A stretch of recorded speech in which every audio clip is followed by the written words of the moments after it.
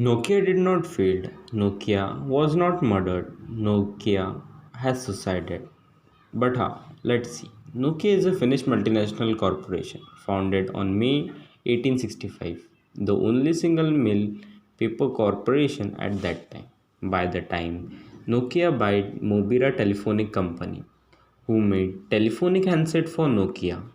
And then by the time of 1982, Nokia launched car phone for the first time, named as Nokia Mobira Center. And by 1984, Nokia introduced first transportable phone. And in 1987, Nokia introduced Nokia Mobira Cityman, the transportable phone which can be carried easily to anywhere. In 1991, Heli Horkeri, the PM of Finland, has made the first GSM call from the mobile of Nokia. Now, the time came where the iconic growth of Nokia started.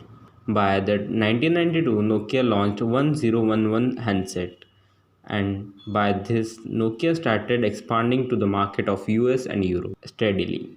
And in 1994, Nokia launched 2100 series, and the sales of the Nokia boomed directly by selling 2 crore smartphones. By the time 1997 to 1998, Nokia captured largest market share by 25%.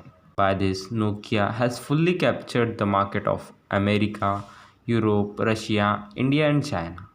In 2003 to 2005, they launched the 1100 and 1110, which captured 70% of market shares.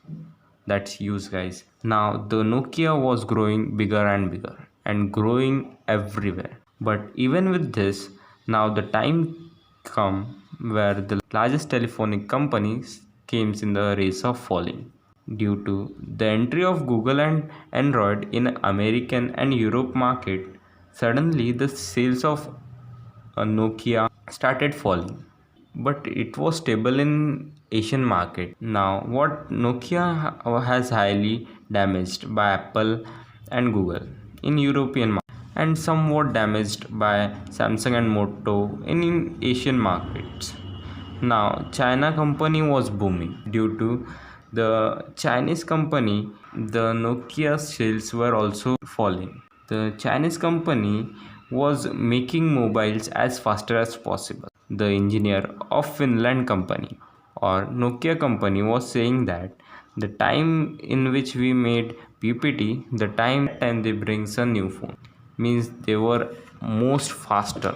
And slowly China has become the hub of mobiles.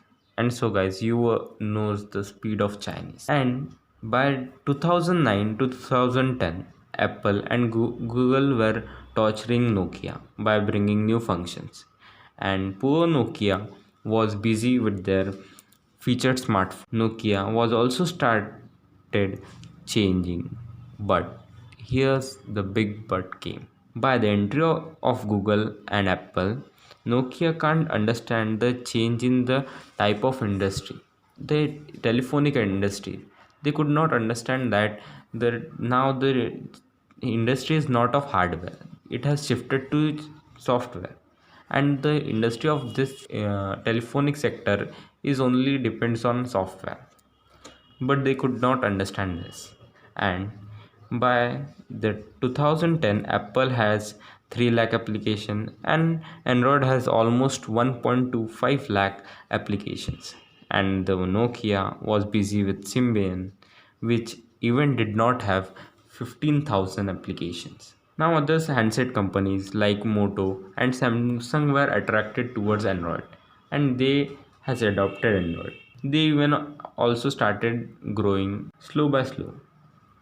Nokia was not leaving Symbian even after this. And they thought that their CEO was problem, and they changed their CEO in 2010. Now, the new CEO, Stefan Ilov, thought to go to Google, but they did not take it. They thought that all are taking it, so why should we? They thought that it will, if we take it, we will be in a jam where all are there. So they did not took it. Nokia did not take Android also. They gone to Microsoft and issued it. Windows. Actually, Windows was not capable for making mobile application. And here's Android and Apple was growing and growing. And Nokia was falling and falling as it can't make any of the applications. All shift to Google to make apps from owner to developer and manufacturer, and Nokia stayed alone with the Microsoft. Most of the people says that Nokia has not changed, but they are wrong. Nokia has changed but in the wrong direction. If they should have took no Android, they should be at heights. No company now could be compete them because they were global giant. Stefan Elop, the new leader of Nokia, was one of the main reason of Nokia's falling. He was leader with high competency and low character. Stefan Elop was actually working in Microsoft as a business head before the joining Nokia. Even after knowing that Nokia should take Android, Stefan Elop does not allow Nokia to take Android and took it to the Microsoft. The actual reason was Elop wants to see himself as a successor of Steve Ballmer, who was the CEO of Microsoft. At that time, actually, Nokia has its own system known as MiGo, OS MiGo. One of the mobile of Nokia came at that time. No, in the system as OS MiGo. The sales of that phones was boomed, and the rating were to around 5. But Elop actually closed it. Actually, Elop was knowing that Symbian was not too good. He closed MiGo, and he also does not allow Nokia to take Android.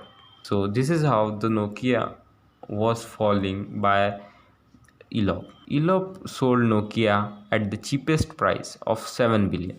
The 50 billion company was sold only at just 7 billion.